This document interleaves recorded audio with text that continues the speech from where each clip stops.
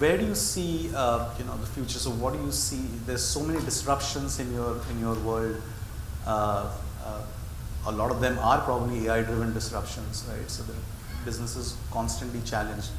Where do you see the future? Where do you see, what are some of the tricky things, tricky problems that you see in the world of finance, where you probably? Well, I think the answer is how can I make more money?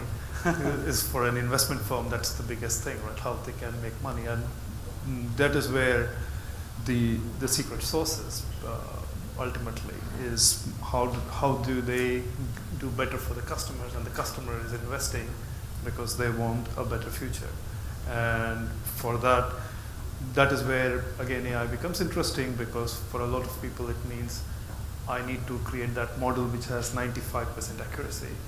But if you are in the world of finance, you go to Vegas, you win, not because your probability of winning is higher if you just if you can create a model in your head which is 54% accuracy. You don't need 95% accuracy there. And that's the big difference that we see in the finance world. Or even generally, I think that's the big demystification that needs to be done.